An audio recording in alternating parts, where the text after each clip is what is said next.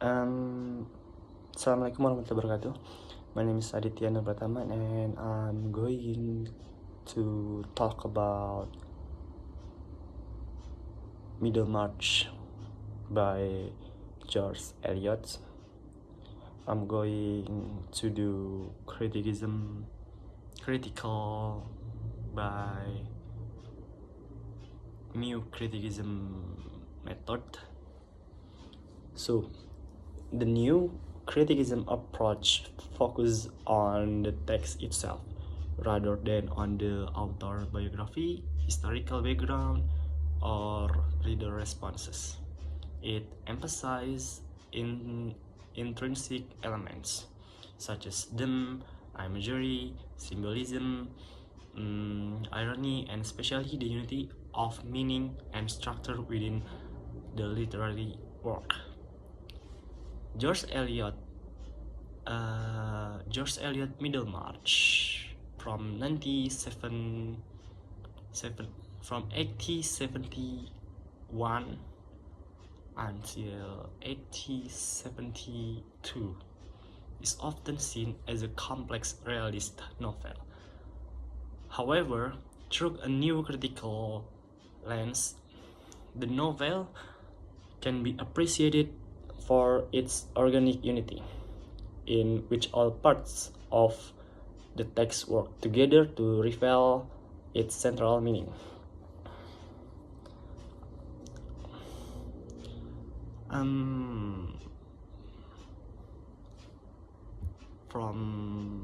For them, I will tell you my critical analysis. The central theme of Middlemarch is the search for moral and intellectual fulfillment within the limits of social reality. The protagonist, Dorothy Brooke, begins her journey with high ideals, hoping to find spiritual purpose through her marriage to Mr. Casaubon. Yet her experience becomes a tragic accident, a tragic reflection of the gap between idealism and reality. There is a line from this novel that spoke: if we had a keen vision and feeling of all ordinary human life, it would be like hearing the grass grow. This line expresses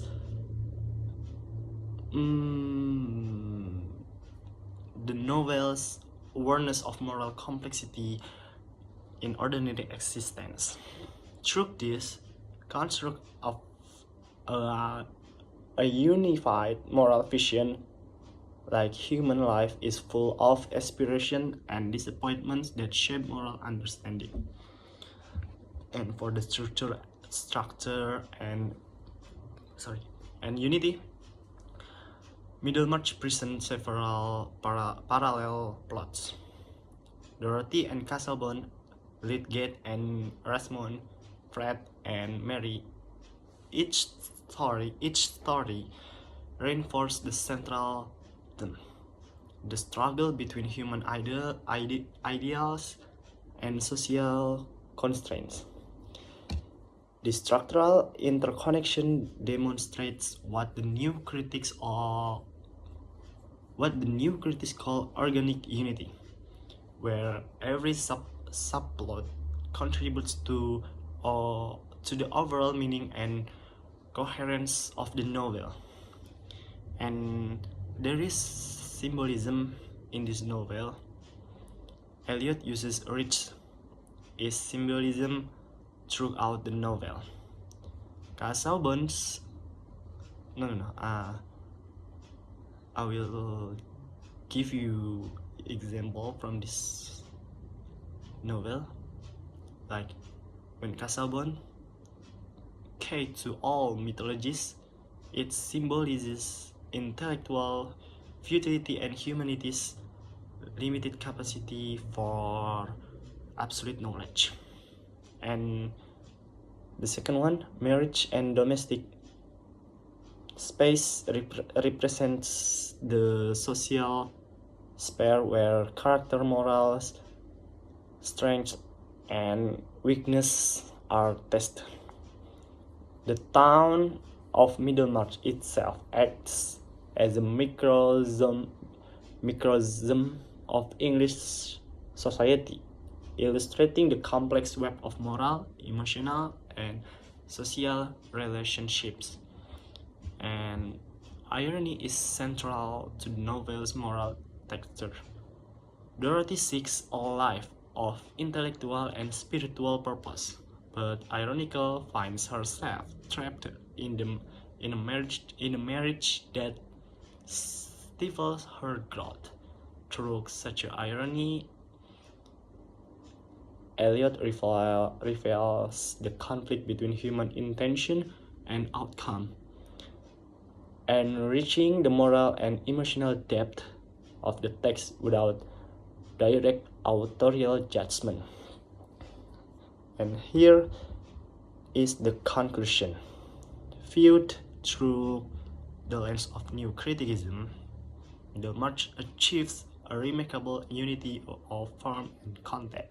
Every element, drum structure, imagery, irony, and symbolism converges to express a coherent meaning about moral aspiration, social limitation, and human imperfection. Rather than being merely a social commentary, Middlemarch stands as a self-contained artistic whole, where meaning arises from the intricate interplay of its internal parts. And final insight, from a new critical perspective, Middlemarch exemplifies organic unity, a perfect balance between form and idea, revealing the complexity of human ideals within the confines of ordinary life. That's all for me, and for